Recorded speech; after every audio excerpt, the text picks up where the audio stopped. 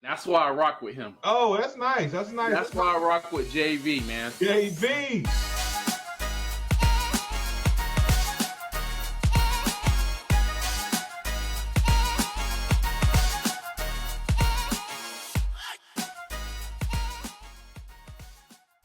All right. NFL free agency has essentially wrapped up, and as per usual, it was an absolute blast. There was madness. So you know we are bringing you our free agency winners and losers, but that's not it. We got Mike Tomlin and John Harbaugh potentially on the hot seat this evening and wrapping things up with some Aaron Rodgers discussion. Thank you for rocking with me. Go ahead, subscribe, like, comment, notifications, whatever you got to do to stay up to date because we got content coming all off season long. And without further ado, you know what time it is. It's JV. It's the Shawn. Let's get things rolling. Let me welcome on Deshaun Leger, who's not a one-trick pony. He's back for episode 2. Deshaun, thanks for rocking with me, bro. How you doing? Thank you for having me, man. Let's get to it. I'm looking forward to it. As I said, it was a big free agency period, and I don't know about you. There were a lot of names on the move, but nobody, maybe Saquon Barkley-esque, that I think is going to propel a team all the way to a Super Bowl, but a lot of small additions that teams made that were looking to contend last year that I think will make the jump now. So we're going to get right into it with our free agency winners and losers. And number one for me, I think this is a no-brainer. The Chicago Bears are no longer pretenders. They are now contenders, and I will officially say it. I was all in on them last year, and they disappointed me, but I think they fixed every single weakness on that roster during this free agency period. They got their center in Drew Dahlman. They got a guard in Joe Tooney. They got a guard in Jonah Jackson, and they beefed up that defensive line with Grady Jarrett. Ben Johnson is taking the intelligent approach to building this Bears team. This is what Caleb needed in year one. They didn't get any weapons in free agency, which is fine. He's got DJ Moore and Rome. Keenan Allen probably gone, and I assume they draft a running back or look for one down the line, but I don't know, man. I'm expecting big things out of the Bears this year. They have to compete with some really great offensive and defensive lines in the NFC, and I think they're building one themselves. Yeah, I think this was a great step in the right, a good step in the right direction. I think if you seen it, especially in the last 2-3 years, like how you have success in the National Football League is just winning in the trenches. When you have a quarterback, especially a rookie, gets sacked 68 times, like that's just not a recipe for success. So it's looking like that's going to kind of be a one-year thing, and like that's not something that's going to be happening again. I will say though, Chicago, for me, is probably one of the more interesting teams, just because you kind of look around like the NFC. There's no, now obviously I understand like the Eagles are a great team, but they did lose Slay, Milton Williams. Like they did lose a lot of key members of that team. I'm not saying that they're going to have a complete drop off, but I don't know if they're going to be the exact same. With the exception of them, I don't really know of any other like teams that are going to like stand out. Right, like powerhouses. Yeah, exactly. Like maybe the Lions, like maybe the Vikings, but I think Chicago is right there with them. I think for them to take that next step forward, Rome is going to have to really like have a breakout year. And if DJ Moore, if he decides that he wants to play football in Chicago, I think that'll be great. But I really like what they're doing both on the offensive and defensive line because I really think it's going to set them up for success. And exactly like you said, they can go and get that running back in the draft. Yeah, you know what? Even if it's not the Super Bowl this year, I think Chicago's already taking the right step forward towards success. And last year, I was super questionable about this team and this organization. And even Ben Johnson, after the Lions season, I didn't know whether it was a product of just being in an incredible Detroit environment over these last few years or if he would actually be a good head coach. But I truly think from what I've heard in the press conferences, from what he's done and the moves that he's worked with that front office to make, I think, like I said, this is an absolute no-brainer. And, you know, they've been free agency champions every single year. It happens every year. We expect the Bears to take this big leap, but I truly think this year it might be the year they crack the playoffs, maybe even win a game. Before we move over to my second winner, Deshaun, What are your thoughts on Caleb Williams? I know coming out of college, a lot of people noted him as kind of a play extender. He's able to use his legs and work outside the pocket, but people had their concerns about him in the NFL when there's a lot less time, a lot bigger dudes out there, and, people were concerned. There's absolutely zero concerns. Every concern, every issue that everyone had with Caleb Williams had everything to do before the game and after the game. If you are a fan of football, if you are a fan of high level quarterback play, you cannot say Caleb Williams is not good at football. Again, I said this last episode, but if you look at the stats that Jaden Daniels had last year and the stats that Caleb Williams had, right? They're almost identical, right? But it's just there's this narrative, whatever the reason is, people just don't like him. Whatever. But I don't think there's absolutely anything to worry about. I think he's one of those players in the next 2-3 years that we're going to start talking about in top 5.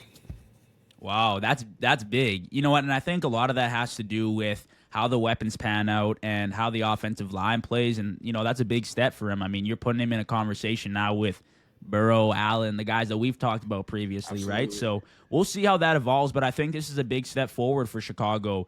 My second winner, Shawn, and again, this one for me was pretty clear. I don't know about you, but I thought the Los Angeles Rams had an incredible free agency period. The Rams are Super Bowl contenders for me, and I know you just talked about powerhouses in the NFC, and although I wouldn't deem the Rams a powerhouse right now, I think just watching what they did last year, putting on the film, and addressing their immediate needs in free agency was impressive. Receiver Devontae Adams, that was big. I think Devontae Adams is a big upgrade from Cooper Kupp. Now, is it going to propel them into Super Bowl mode? I don't know, but I still think Devontae is top 10, I would say, if you look at things. I still think he's comparable with Puka. Yeah. I think he's up there. I think he's better than Puka right now. Notable splash, they bring back Matthew Stafford for year 5, which was huge. That's really going to set the stage. And they also beefed up all the right places in order to contend with Philly, Washington, the Bears, whoever is emerging in the NFC. They bolstered that defensive line, specifically in the run game, picking up Puna 4. That was big, I thought. And when you look at the whole picture, Shawn, the Rams were 6 points away from going to an NFC Conference Championship game. They were the closest team, I thought, to beating the Eagles on their playoff run this past year. Who's to say they couldn't do it again? Now, the weather was in their favor that game, and there were definitely a few things that went the Rams' direction, but I would say with Devontae Adams, with Puka, with Matthew Stafford, and a young but very solid defense, this could be a really good team heading into next year. Yeah, I think they're okay. I think it was a slightly...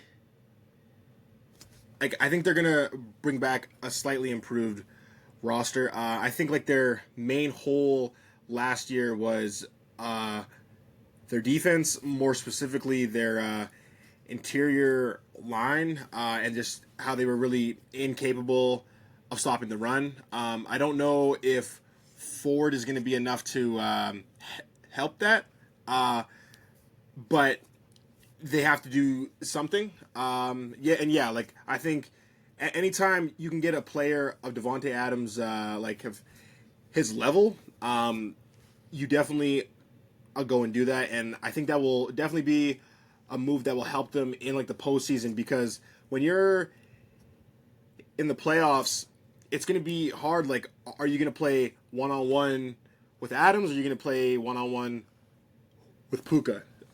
So that will be something that opposing teams will have to worry about, because that's a problem that teams really haven't had to worry about with the Rams for the last 2-3 years, just because year after year Cooper Kupp was always hurt. So I think that'll make their offense a little bit more versatile and deadly.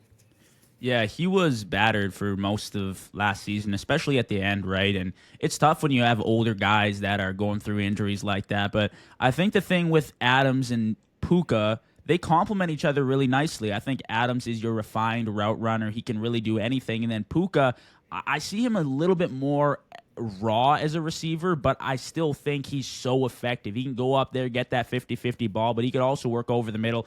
I think it's just an incredible duo to pair with Matthew Stafford, who is already a Super Bowl winning quarterback and for most is already headed to the Hall of Fame. So I'm looking at that roster, and maybe they're not equal to where the Eagles are at, but any given day, the Rams could probably take a team in the NFC, and on a good playoff stretch, I expect them to be at least a contender heading into next season. One last team for me, Deshaun, sticking in the NFC. I thought the Minnesota Vikings had a flat-out incredible free agency, and to be frank with you, Deshaun, the Vikings won free agency, in my opinion, by a landslide. You look at their moves. Javon Hargrave, Jonathan Allen, Isaiah Rodgers, Jordan Mason, Will Fries, and Ryan Kelly. They got the O-line down. They got the defensive line down, and they brought in a very talented Jordan Mason to complement with a veteran Aaron Jones in the backfield. Everything this season for Minnesota is hinged on the success of J.J. McCarthy. Now, that's barring Aaron Rodgers or some other quarterback doesn't go there. But if we're betting on rookie quarterbacks, if we're betting on rookie quarterback success this year, going into year 2, I love J.J. McCarthy. He was the starter last year before he got injured. Sam Darnold took over, obviously, after his season-ending injury. But I think if J.J. McCarthy even has a decent season, the Vikings are true contenders moving down the stretch. Well, unfortunately for sports media, and I think just kind of sports in general, I think we are now going to enter another Jalen Hurts and Brock Purdy. It's going to be the same thing of is it the roster or is it JJ? I think JJ's okay, but I think if there's any environment he's going to have success in, it's going to be this environment because you have Jordan Mason, Aaron Jones, T.J. Hawkinson, Jordan Addison, and Justin Jefferson. There's really not much more that you should want or need as a quarterback. So I completely agree that I think they did great in free agency. I'm just not sold on them yet solely because I don't trust J.J. McCarthy. But if he can even play like slightly above average, they are a legitimate threat. And like the main thing with the Vikings this year, they do not need J.J. McCarthy to go out there and win games. They do not need that because they have playmakers on the offensive and defensive side of the ball. What they need from him is to manage the game and not lose them games. If he can just limit his turnovers, make smart reads, I think the Vikings should be a threat this year. I just don't think he's going to do that, though.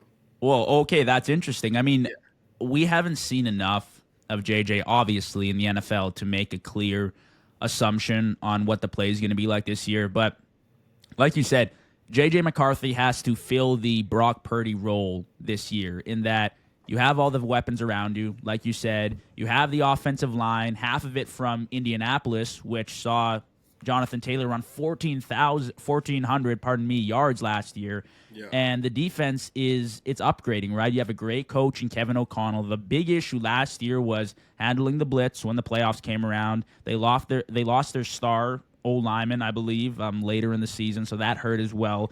And Sam Darnold was a shell of himself in the last 2-3 games of the year.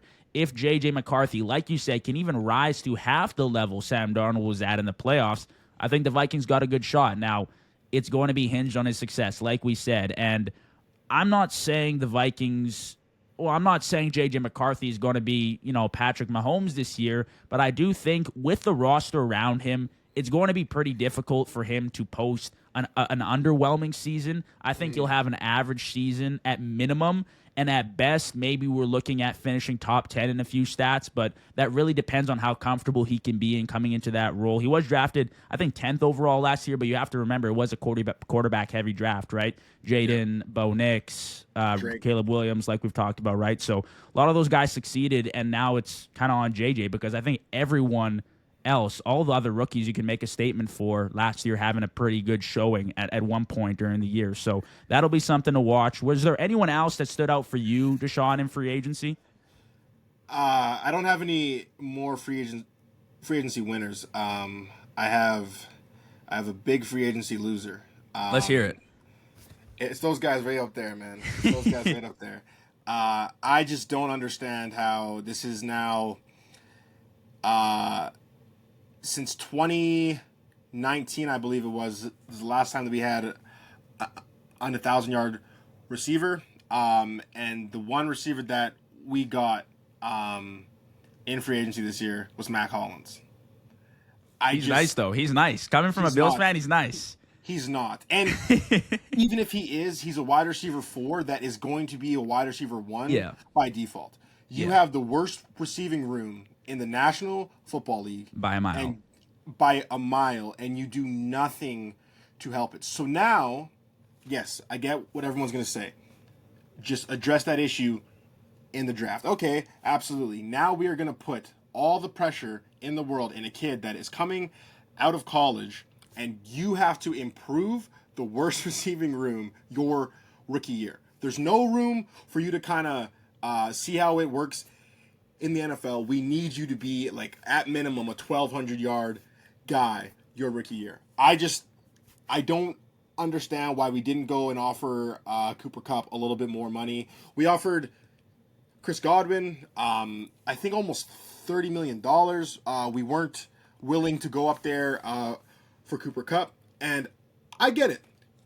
Cooper Kupp has injury problems, age problems. New England is not in a position where we can be picking and choosing. Like, beggars cannot be choosers. We cannot be saying, no, we don't want it. No. We need people that can catch the ball and create separation. Because right now, all we're relying on is Jalen Polk, Javon Baker, Keyshawn Boutte, and Pop Douglas. And Hunter Henry. I just need help. So until we address that, we are the biggest losers in the 2025 free agency. And I'm pissed off. Yeah, so this is interesting because I kind of have to back the Patriots here a little bit to take the steam off. I thought they were okay. The defensive upgrades were nice to see. Carlton Davis, Milton Williams, who I want to ask you about in a second here, Deshaun. But at the end of the day, and this is going to be the case for another team I mentioned very shortly, you clearly have a weapons issue.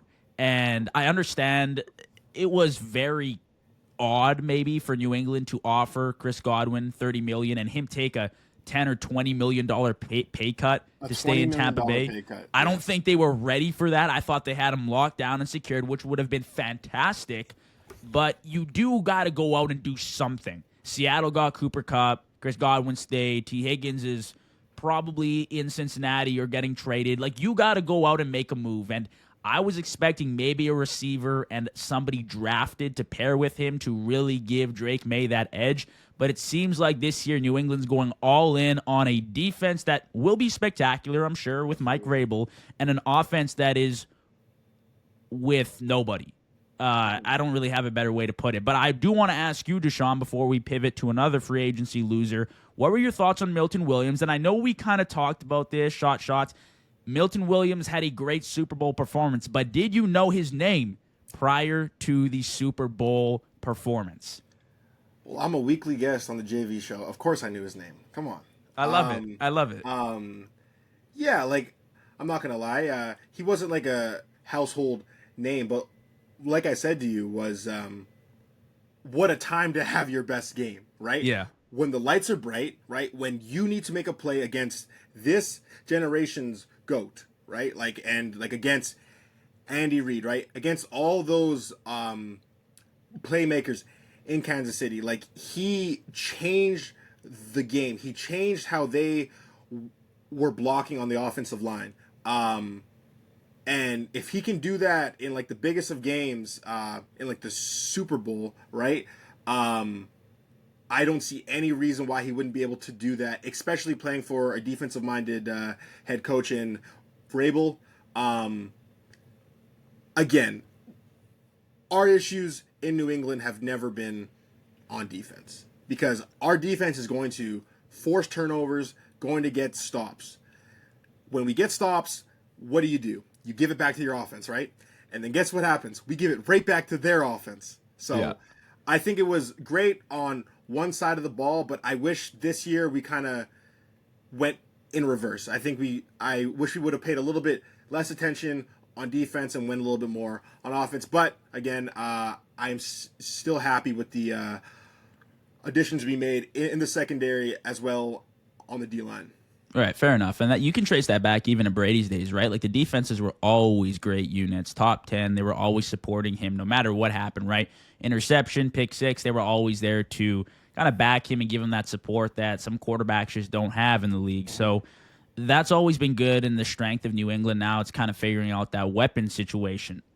Pardon me. So now I want to pivot to a few free agency losers I had here, Deshaun, and honestly, I was shocked at a few of these. And the number one that I was just absolutely blown away with was the Houston Texans. Now, I usually outline a few opening topic sentences for each one of these segments, and the two I had lined up for the Texans were either A, CJ Stroud has been hung out to dry, or B, the Texans have abandoned CJ Stroud. It's one of the two, and it's incredible to see that you have a talented franchise quarterback with a good defense, with good weapons, and you still can't figure out the O-line. It's not only that, but they trade away pieces of their O-line. Now, I know Laramie Tunsil had penalty issues last year. He, I believe, was the most penalized player in the league.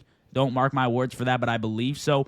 But at the same time, you are getting nowhere with your franchise quarterback getting sacked 63 times a year, only behind Caleb Williams, and we saw the disaster class of the Chicago Bears. If the Texans played in any more of a competent division, they wouldn't be doing anything. If they played against proper D-lines at any point during their year, they'd be screwed. So Absolutely. It's pretty incredible to me that we've seen the success that playoff teams have with offensive lines, and the Texans continue to neglect it. I don't care who they draft. I don't care who they bring in at this point. It should have been the priority for the Texans, like the Vikings had this year. Yeah, I was a little shocked when I seen that on my phone. Why are you trading away offensive linemen? And yes, I get it. Laramie Tunsil had a little bit of a rough year, but similar to in like New England, beggars cannot be choosers. If you already have a horrible offensive line, right, you cannot be just sending offensive linemen away. 633 sacks in one season is ridiculous, right? And that's in his sophomore season. Obviously, from what we see, he seems to be a very cool, calm, and collected. But having a great rookie year, having a drop-off, it can really mess with a person's mental. And you now are, from where we are right now, you are setting him up for failure in that third season because you have done nothing to address any of the issues on the offensive line. You've actually just made it worse. Sure, you have a great defense now, but I'm really worried about how like that offense is going to look in 2025. Yeah, and I'll add, like, I like the moves of going out to get C.J. Gardner-Johnson. I thought that was nice. I thought bringing in Christian Kirk was a great addition for C.J. Stroud, but when you have 0.5 of a second in the pocket to throw the ball, you're not doing much. I don't care who you are. I don't care if you're Mahomes, Allen, Lamar. Like, you need some sort of protection at some point for any quarterback in the league to run a proper offense. Well, and it's just remarkable to me that it consistently gets neglected after we saw how bad it was last year. Like, it was evidently a problem. Even to a non-football fan, you could see them say that is clearly an issue on this team. Well, and you don't need to be a football expert to understand that at its most simplest form, football is won in the trenches. It's just won in the line. Look at in this most recent Super Bowl. Patrick Mahomes, when he has time, is able to do wonderful things with the football. Philadelphia said, we're not giving you that time. It doesn't matter who you have at quarterback. It does not matter who you have at running back or receiver. If your quarterback has no time to do anything with the football, it's useless. So yeah. I'm not entirely sure what their plan is going forward. I'm going to assume that they're going to address this issue heavily in the draft because they have to. If they don't, if I'm CJ Stroud, I'm trying to get out of Houston. Yeah, I'm just wrapping it up straight up, and that's also been the problem for a lot of quarterbacks, like a lot of stars, even Joe Burrow, who struggle with his offensive line, right? Like it's shocking to me that teams don't build it first and then look for the weapons around them, because you're not doing anything with the weapons without the protection. And ironically, I want to pivot to the Los Angeles Chargers, who are another big loser for me, Deshaun. I don't know if you saw plenty of moves that they made. I liked a few, but this is Mike a team Williams that focused. sucks. This is a team that focused on their offensive line when Jim Harbaugh got there first, which I liked, and they got their tackles figured out, but their interior O-line is so bad, so bad. The Chargers were a massive disappointment in free agency. I like Mekhi Becton. Maybe Mike Williams will return to somewhat of a similar form he was in Los Angeles. That's fine, but that's not a concern for me. My problem is you bring in Najee Harris, which is a lateral move from whatever running back you had going last year, and your interior offensive line is only 1 out of 3 completed. You still have 2 guys. You have a center and a guard that can't block, and Justin Herbert once again has been hung out to dry weapons-wise. Ladd McConkey is nice. He's really good. But look me straight in the face and tell me he is a reliable number 1 receiver in the big-time moments. I get it. He's incredible. He's my guy. He's bringing back wide receivers, and I love it. But at the end of the day, you need a dominant guy, a Jefferson, a Chase, hell, anybody to go in there and help out Herbert, because Herbert has so much talent and potential at his fingertips, and he can exploit that. Furthermore, the Greg Roman system is fantastic. Running the ball only gets you so far if you don't have a game breaker like Derrick Henry or Saquon Barkley. Eventually, you have to throw the ball. And without any protection, wow, that sounds a little concerning to me. Yeah, I'll speak on Mike Williams and Najee Harris quick. I think you say their name, you look at them, and you get really excited. Oh my God, we just got Mike Williams, Najee Harris. And then you see them play, and you are just let down every single time. Mike Williams was good like 4 years ago. He was an afterthought when he went to the Steelers. He really hasn't done much in the last 2 years. So again, yeah, that just kind of seems like a lateral move. Najee Harris, if it was not for DeAndre Swift, is the worst starting running back in the National Football League. So I am not a fan of this at all. I'm also not a fan of a run-centered offense when you have a quarterback of Justin Herbert's talent. It just seems like a waste of his talent. If you want to win, it's one of like the most simple things. You want to win, put the ball in the best player on your team's hands. Yes. I don't want Justin Herbert doing this, handing the ball off 30 times a game. No. And I definitely don't want him doing that to Najee Harris. Like, no. If the Chargers have a Derrick Henry, sure. I'm not doing that with Najee Harris. And again, Ladd McConkey is great. He's more of that interior slot guy. You need a guy out there that's going to line up at X, go win, jump balls, take the top off the defense, and Mike Williams just is not that. Well, I think he was at one point, but, I mean, age kind of gets the best of you. He's had injury troubles his entire career. So even if he comes back and he's decent, that's not solving the problem for Justin Herbert. It's not, and they're going to run into the same issue. It's like, if I'm the Chargers, and who am I to say this, but I would highly advise them to look at the competition in their conference. Forget the NFC. Can you compete with the Chiefs, the Bills, the Ravens, and so on? If you can't, then figure out how you can do that and stop making these lateral jumps back and forth rather than just going out and addressing it. Go get DK. He would have been a more perfect fit on your team than he would have been in Pittsburgh, which I'm about to go on about. I don't know if you wanted to touch on anything, Deshaun, before I went there. Yeah, see, I think like the last thing I'll say is that right now,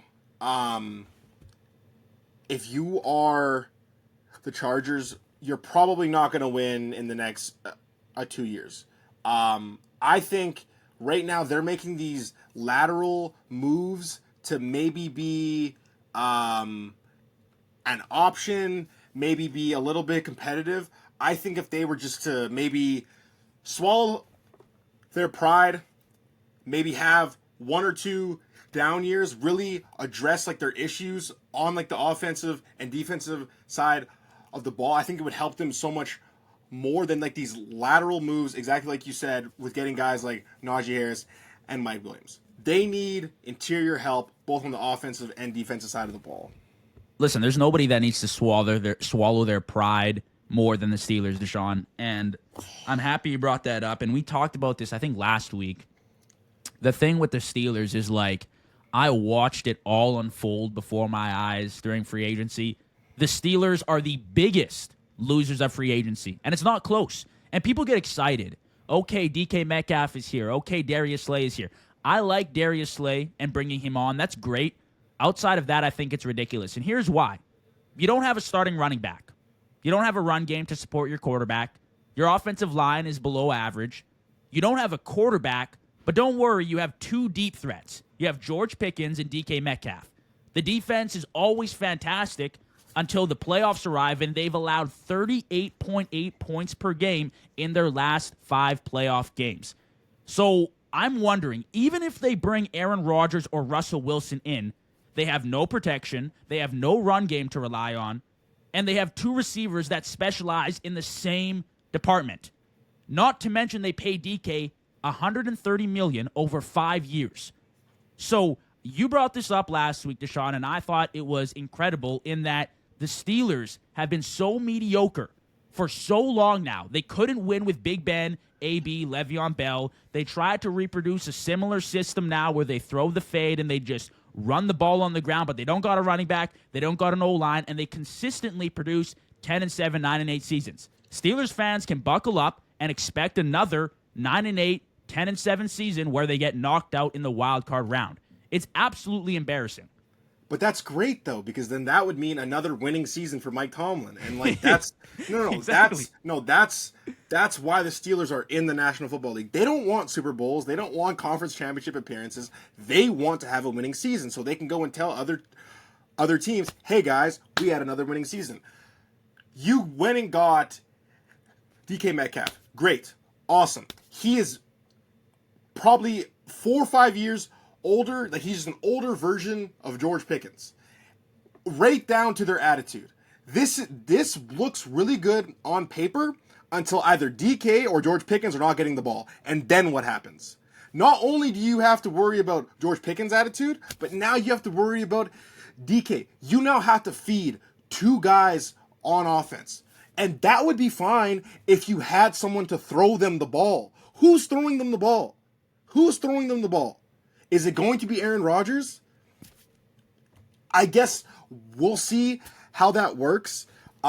Maybe it's Russell Wilson, but I don't even think it is a quarterback issue in Pittsburgh right now.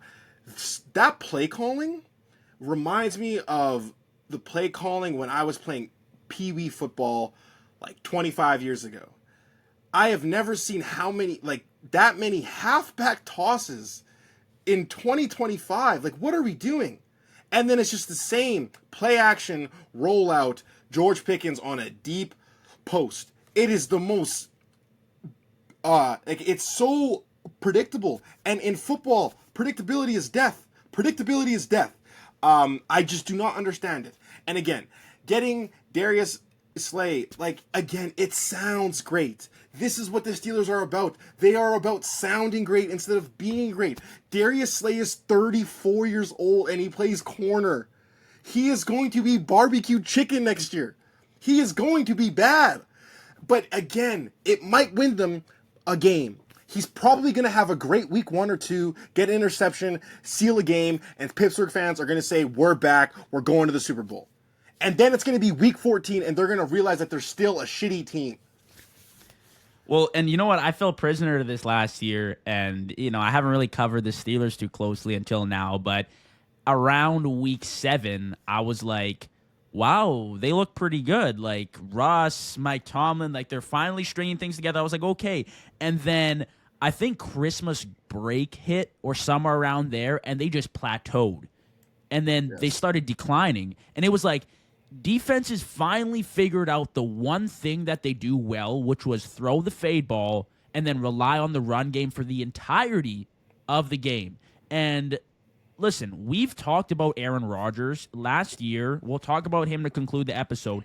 It wasn't an absolute gong show. It was definitely underwhelming, but his big issue was the protection in New York, especially for a 40-plus-year-old veteran, just wasn't good enough, right? If Brady had that, it would have been brutal too. At some point when you get old, you just can't move and you need the protection. So you bring him into Pittsburgh, whether it's Russ or Aaron Rodgers, no protection. Jaylen Warren is their starting running back as of today. Not saying that Najee was a massive upgrade. He's only hit 1,000 yards in the last 4 seasons because that's all they do. And then you have receivers that are pretty much one-trick ponies. Now, DK's great. He would have fit a lot better maybe in Los Angeles with the Chargers, but this just isn't it. And we're gearing up for another mediocre season. And this kind of bleeds into our next topic that we opened up with, Deshaun, Mike Tomlin, John Harbaugh. And Mike Tomlin is a name that I have talked about plenty of times on the show. I've gone over it. I've talked to people about it, and there's really a 50-50 opinion on him. Some say Mike Tomlin is great. Some say Mike Tomlin, he could be better. You know what I mean? And I think you and me, we have similar opinions on this. Mike Tomlin has to go. It's time for Mike Tomlin. I'm sorry. And I know you feel the same way, but for all the Steelers fans that are still holding on to the but he wins argument, Mike Tomlin's time is up. He hasn't won a playoff game since 2016, which brings us to 8 total seasons now since a playoff win. Couldn't get it done with Bell, AB, Big Ben, a great defense. His units don't produce in the playoffs. He's allowed 38.8 points per game in the last 5 playoff games. That's his role. He's a defensive head coach. But don't worry, he gets winning seasons. Right, Deshaun? That's okay, because he's a winning coach. Yeah, see, what is winning? Because as a Patriots fan, winning is playing in February. Winning is winning Super Bowls, right? You're a Bills fan. In the 90s, you guys lost 4 of those in a row, right? So, like, you guys aren't walking around, hey, we won and made it all the way. No. It's winning. Just at the end of the day, it's winning. Mike Tomlin has not won a Super Bowl with a team that he has had to create his own. Okay, absolutely. They won, I think it was in 2009. That wasn't even his team. That was Bill Cowher's team. He inherited the team, and hey, at the end of the day, he was head coach that year. He did his job. All power to him. Since then, he has had multiple Hall of Famers with him. Antonio Brown, Troy Polamalu, James Harrison, Ben Roethlisberger, and there has not been the success to match it. And I keep hearing his name amongst the great head coaches in the NFL, and I just do not see it. Time and time again, like you said, he's a defensive head coach that every time it's the playoffs, his defense falls apart. What are you then? Because his offenses are mediocre. His defenses every year is the same result. I think he should have been gone 3 years ago. I have been on this train of getting Mike Tomlin out of Pittsburgh. You have to do something different. You have to do something different. The definition of insanity is doing the same thing again and again and again and expecting a different outcome. Bill Belichick brought 6 Super Bowls to the Patriots since 2000 to 2019. He had 2 bad seasons, and they got rid of him. Why is 1 game over 500 enough to keep bringing this guy back? I don't know what he has on the owner of Pittsburgh, but they got to let this guy go because he is not helping Pittsburgh. He's not. He is a cancer that is slowly killing the Steelers. They need to let him go. I couldn't agree more. And I have a list here, Deshaun, and I'm legitimately looking at it and thinking Mike Tomlin might not even be, for me, a top 10 head coach in the league right now. Like, he will cruise his way to the Hall of Fame because his record is impressive, right? Like, it's still very difficult to win every single season of your career as a head coach. It's never been done. It's very difficult to do. I'm not taking that away from him. But right now, and you can comment with me here, Shawn, but Andy Reid, Kyle Shanahan, Dan Campbell, Matt LaFleur, Kevin O'Connell, Sean McDermott, Jim Harbaugh, Sean Payton, Sean McVay, DeMeco Ryans. That's 10 head coaches.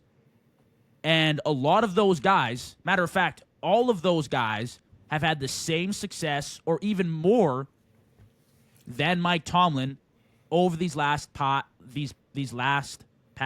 5 to 10 years. He just hasn't done it.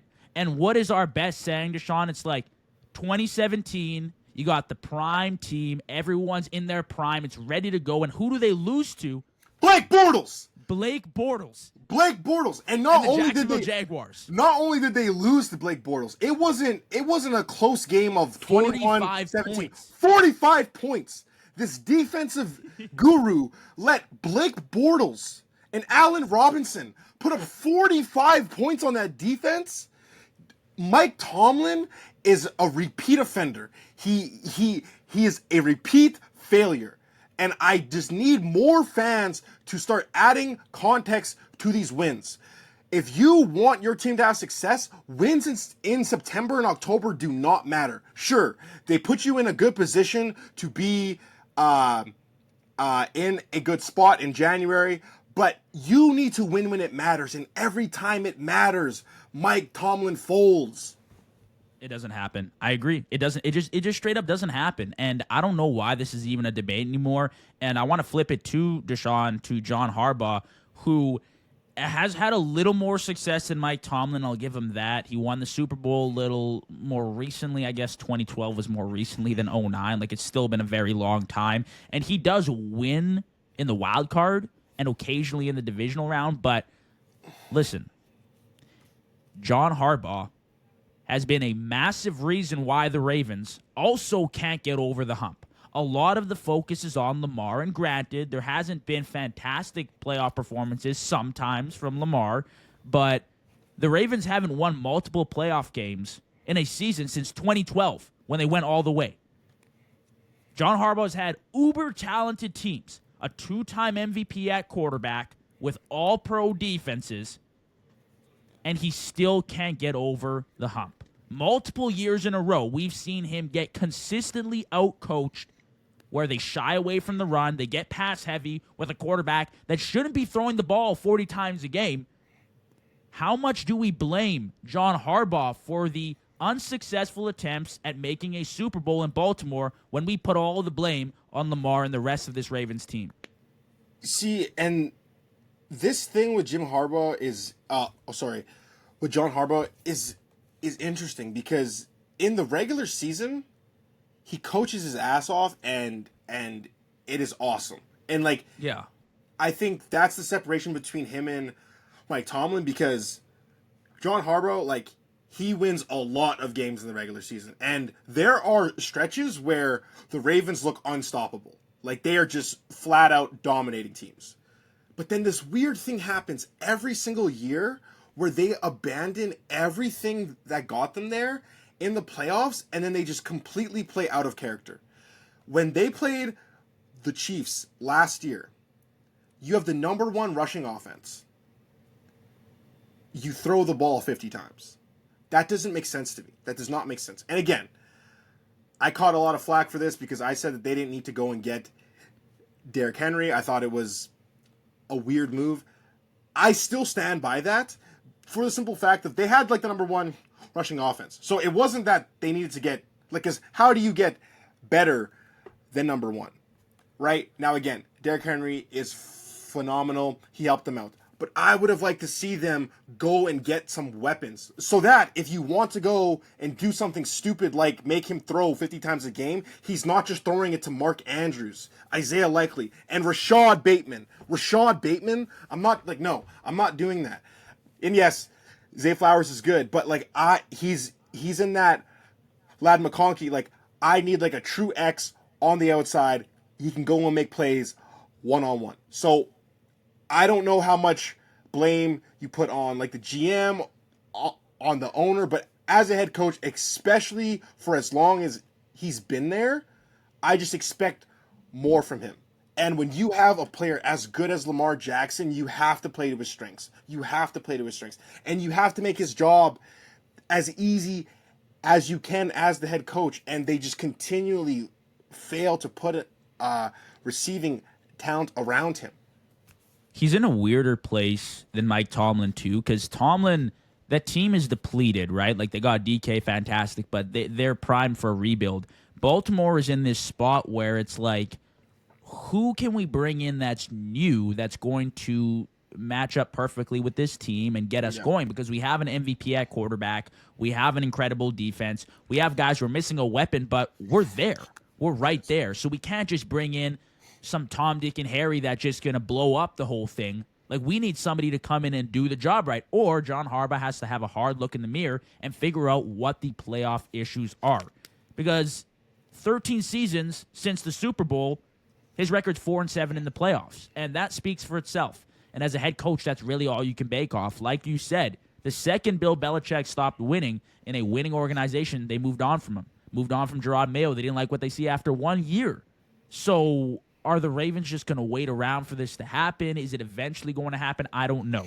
I'm more against Mike Tomlin than I am against John Harbaugh, but I still think that Harbaugh has been a massive issue for the Ravens when it comes down to the playoffs. Now, the last thing we had teed up for tonight, Deshaun, was some Aaron Rodgers discussion. Just wanted to shoot a question your way to hear your thoughts on Aaron Rodgers' whereabouts next year. Now, Rodgers, in the grand scheme of things, it wasn't a terrible year last year. Like I said, it was just underwhelming, I think, because people had the Jets going to the Super Bowl. I had super high expectations for them. Do you think Rodgers still has it in him? Would you just hang it up if you were him? What are your thoughts? I think absolutely he still has it in him, and he showed flashes of that last year. I genuinely think, and like you being a Bills fan, I'm a Patriots fan, I think the Jets are cursed. I think if you want to have any success, you need to just stay away from that organization, especially if you are a quarterback. I think that there were a lot of games last year that he looked like the A-Rod of old. Now, because his age is now getting up there, mobility is now a little bit more of a question. You have to be a little bit more strategical about where you have him.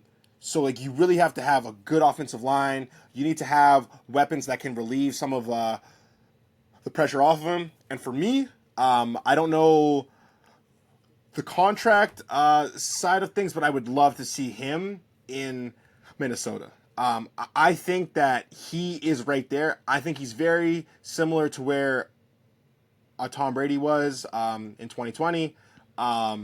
He just needs to be around an elite offense, and I think that he has that in Minnesota. If he's not going to be around that many playmakers, I don't think that we're going to see success from Aaron Rodgers. I don't think that he is physically in a place anymore where he can just will an offense. All right, I don't mean to cut you off here, Deshaun, but ironically, we have some breaking news coming in that just dropped. I saw the Bengals locked up Jamar and T. Higgins, and maybe we could just get an instant reaction here, but they gave Jamar Chase $161 million over 4 years, and T. Higgins $115 million over 4 years. Now, like, obviously there's a lot of problems in Cincinnati, but they had a lot of success when they were both healthy. Now, that there's a big asterisk beside that, and I don't know. I think this is a decent move.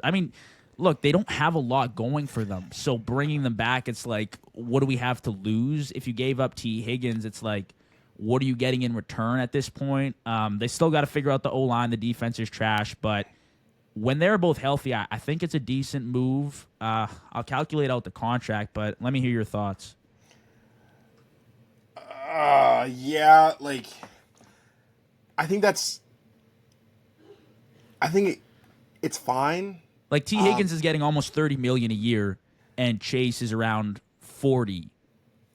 I don't know, because I know Joe Burrow is making quite a bit of money. 55, I'm pretty sure. Yeah, so when you have three players basically making $100 million a year, and you're not winning, Yeah, that's tough. that just it doesn't make sense to me. Yeah. Why are you doing that? Especially when they don't just have an average defense, they don't have a below average defense. Like they have a horrible defense. Like it is rancid.